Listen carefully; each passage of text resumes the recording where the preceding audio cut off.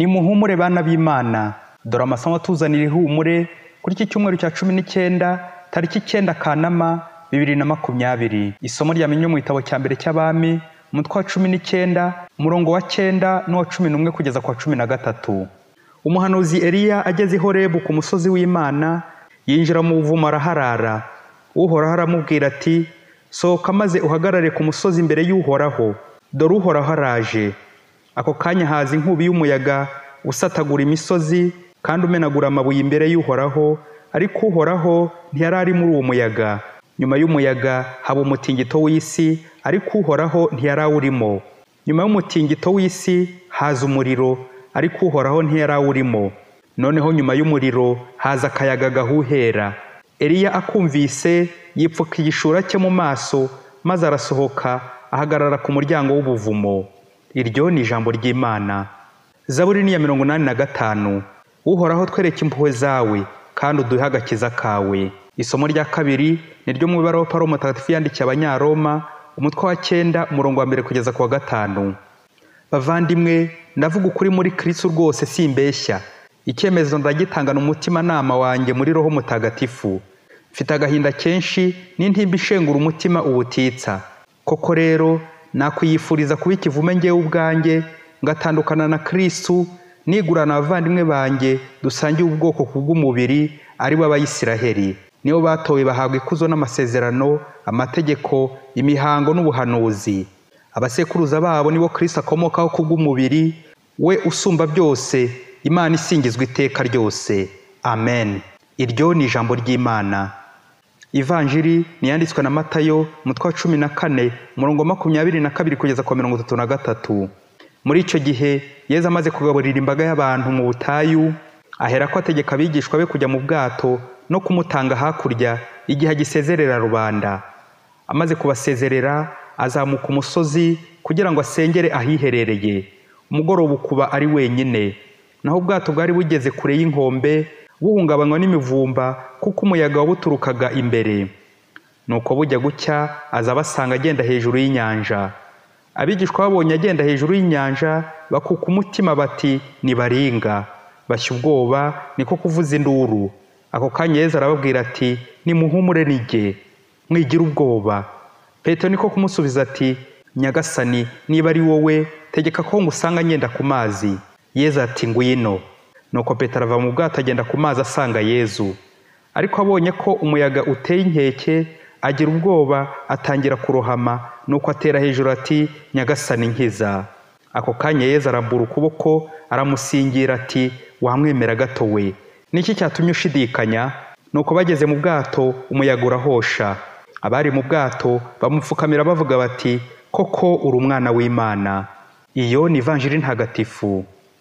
Abana b'Imana, kuri iki cyumweru Imana umubyeyi wacu dukunda cyane yadutegura ifunguro riryoshye cyane ihumure, aho tuza kuzirikana ku ngingo igira iti, nimuhumure nige. Tudahumurijwe n'Imana ntitwabaho, twapfa. Abahanga mu gusesengura Bibiliya bavuga ko ijambo humura rigaruka muri Bibiliya inshuro 365. Bivuga ko Imana iduhumuriza buri munsi. Nk'uko umwaka ugizwe n'iyo minsi yose, n'Imana ntishobora kudutererana ngo ibure kuduhumuriza buri munsi. Gusa iryo jambo rigaruka ku buryo bwinshi, plusieurs variétés. Humura, ntimugakuka umutima, nimukomere, nimuhumure nige, mwigira ubwoba, nimutwaze, nimushikame, humura turi kumwe ndagutabara, nimutuze, nta cyampungabanya, nimugire amahoro, nimugire ituze, n'andi menshi Nyagasani utiburira adahwema gukoresha mu gihe cy'imivumba n'imihengeri. Mu kuzirikana ku ihumura Imana iduha, tugiye kureba ikimenyetso gikomeye, ukwemera, foi.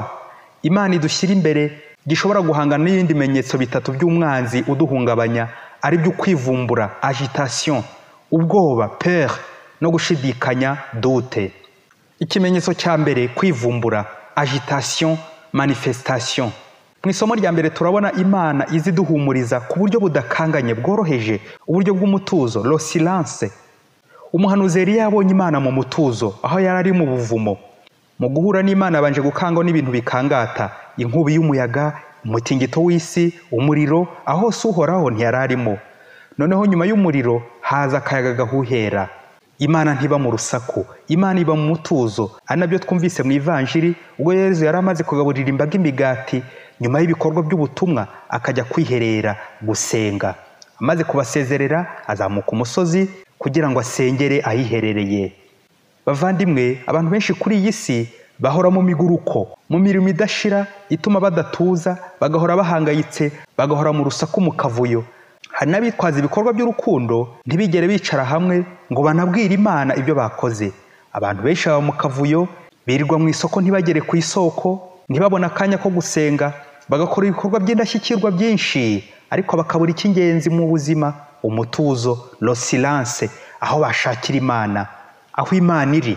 Shitani rero itegera abantu mu rusaku, imyivurumbagatanyo, kwivumbura, guteza akavuyo. Ngiyi ya mivumba yo mu bwato. Naho ubwato bwari bugeze kure y'inkombe, buhungabanywa n'imivumba kuko umuyaga wabuturukaga imbere. Muvyeyi, uko utafata amazi y'amarike ngo ushyiremo ikiganza cyawe, uko utakwegera intare yasamye, uko utakwegera ikirunga volcan kiri kuruka, ni nako umuntu wese warakaye, watangiye kwivumbura, kwijujuta, gutogota, gutongana, guteza amahane n'umwiryane, gukora imyivurumbagatanyo, kohoka ku bitero by'imigambi mibisha. Ibyo byose ni imivumba ya shitani. Imana ntibikibarizwa aho ngaho. Imana ntiba mu rusaku. Mukristo rero niwe isanga muri ibi bimenyetso, umenye ko ubwato bwawe, imodoka, iduka, inzu yawe, umutima wawe, umwanzi ari kubiririra ngo bihirime birohame, maze ubibure, hanyuma nawe wibure. Shakisha rero hakiri kare ahantu hatuje, wihererane n'Imana, muganire, utuze, usenge. Ingingo ya kabiri, ubwoba, peur. Nta n'umwe ku isi utagira ubwoba, wenda ku rwego rutandukanye. Shitani rero mu gushaka gusandaza abana b'Imana no kubatatanya, abanza kubabibamo ubwoba. Ubwoba ni umuryango mwiza shitani yinjiriramo. Wabona Yezu ntumumenye. Abigishwa babonye Yezu agenda hejuru y'inyanja, bakuka umutima bati nibaringa. Bavandimwe, inyanja muri Bibiliya ishushanya indiri y'ikibi, amashitani. Yezu rero kuyigenda hejuru ashaka kutwereka ko ari hejuru ya byose, ari hejuru ya shitani, ko yatsinze ikibi, ko nta cyakagombye kudutera ubwoba. Akenshi tugira ubwoba bw'urupfu, ubwoba bw'ibitugora, imiyaga, imivumba y'umwanzi, ibyo twateguye ntitubigereho, gutsindwa mu buzima, les échecs, kwiheba, kubura ibyo twifuza. Shitani rero mu mayeri ye yinjira kuri ibyo biduhungabanya, ubwoba, kugira ngo ashake kutwigarurira ngo abe ari we tuyoboka. Aho kubona Yezu akaba ari shitani tubona, baringa. Yezu atwigaragariza mu buryo bwinshi ku nzira y'ukwemera, aza duhumuriza. Gusa hari ubwo tutamubona kubera kubura ukwemera, cyangwa tukamubona gake kubera nyine ukwemera guke. Umuhanga Martin Luther King ati, ukwemera ni nko gutera intambwe ya mbere n'igihe utabona neza aho ugiye kuzamuka. Avoir la foi, c'est monter la première marche, même quand on ne voit pas tout l'escalier. Ukwemera ni ugutega amatwi iby'Imana itubwira, ni ugukurikiza inzira zayo. Ukwemera ni ugutinyuka, ugafata inzira utazi neza aho kwerekeza nk'umukurambere wacu Aburahamu. Uhoraho ati, wimuke uve mu gihugu cyawe, mu muryango wawe, ujye mu gihugu nzakwereka. Ibyo utareba neza ariko wizeye ukuri kwabyo, bitewe n'uwabikubwiye, twabigeranya na wa mwana wazamutse ajya muri etaje, agasiga ababyeyi be hasi. Ageze atangira gukubagana, adurumbanya amasinga, umuriro uza kwaka muri ya etaje. Ubwo umwotsi uracumbeka cyane, umwana ntiyaba akibona hasi, nuko papa abwira umwana ngo nasimbuke aramusama. Umwana aramusubiza ati, papa sindi kubona hasi kandi nawe sinkuruzi. Nuko papa ati, simbuka ngenda kuruzi. Bavandimwe, ukwemera kutujyana aho tutazi. Imana umubyeyi wacu we aba turuzi buri gihe. Bwa bwoba bugatsindwa n'ukwemera. Gutinyuka wizeye kugwa mu maboko ya papa, Imana yacu. Ingingo ya gatatu, gushidikanya, le doute. Mu isomo rya kabiri, Pawulo abajwe n'Abayisiraheli banze kwemera umukiza w'ituze, ati, mfite agahinda kenshi n'intimba ishengura umutima ubutitsa. Yezu bene wabo baramupinze, Yezu yaje kubahumuriza ntibamwemera, basigara mu mwijima no gushidikanya, incredulité. Ubuhakanyi buri ubwoko bubiri, amagambo n'ibikorwa. Ushobora kubuterura n'amagambo yawe uhakana Imana, ariko ibikorwa byawe by'umwijima n'urusaku bikaba ari byo gushidikanya, guhakana Imana. Mu Ivanjiri turabonamo Petero ushaka gutinyuka noneho, ati, Nyagasani niba ari wowe, tegeka ko ngusanga ngenda ku mazi. Ariko abonye umuyaga uteye inkeke, agira ubwoba, atangira kurohama. Bavandimwe, bavuga ko Petero impamvu byamunaniye akarohama nuko yagize gushidikanya. Aho guhanga amaso Yezu ngo akomeze amurebe wenyine amukurikize, ahubwo yakomeje yireba ubwe, akareba ku birenge bye. Nguko kwihugiraho tugira, tukagera aho dukira mu bukungu bw'iyi si, tukumva turishoboye nta kindi Imana yatubwira. Uti njye narize naraminuje singikeneye kumenya iby'Imana. Mukristo uramenye nutangira ibintu byo kwigenera no kwikubira, kwireba wenyine, kumva wihagije, kwishyira ukizana, kwigira abamenya, ukihugiraho, uko nukugwa, nukurohama, nugutsindwa, n'urupfu rwegereje, kuko utarangamiye Yezu kandi ari we tugomba kureberaho, tukamukurikira, tukamukurikiza. Umunsi umwe abantu bagiye gutunda imizigo mu bwato, noneho umuhengeri n'umuyaga birabasatira cyane, benda kurohama, batangira kuvuza induru cyane, bati turashize turapfuye. Nuko bakangura umwana bari bajyanye nawe ngo yitegure ko bagiye kurohama, bagiye gupfa. Umwana arabyuka, arebye uwari utwaye ubwato, ahita abwira abo bari bari gutabaza ati nimuhumure, ntacyo turi bube, ndabizi neza ubwo ari papa utwaye ubwato ntacyo tuba. Umwana yisubira kwiryamira. Nuko ko bagakomeje kwibaza kuri ako kana n'iryo jambo kavuze, ntibamenye igihe ubwato bwashyikiye umusozi. Muvandimwe, mbere yo gufata urugendo, mbere yo kujya mu modoka, mbere yo kujya mu bwato, mbere y'umurimo, ujye ubanza umenye umuyobozi, umutware wawe. Mu muhamagaro ujye umenya uguhamagara, aba ariwe ugenderaho, umukurikize.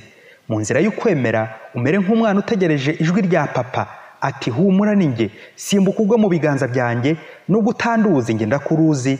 Umere nk'umwana uri kumwe n'umubyeyi mu bwato, ntacyo tuba, nimuhumure, ni papa utwaye ubwato. Mu nzira y'ubukristu ntawe udahura n'imivumba, ntawe utagira ubwoba, ntawe udashidikanya. Yezu rero uyu munsi niwe wabwira ati humura ninjye, wigira ubwoba, komera, shikama, tuza imbere y'ibibazo byabuze ibisubizo, imbere ya coronavirus, umuvumba wa sekibi n'ibindi bidushikamiye. Ubwo ari Yezu papa utwaye, ntacyo naba. Nimugira amahoro. Padiri Masumbuko Ladisirasi wa Diyoseze ya Cyangugu.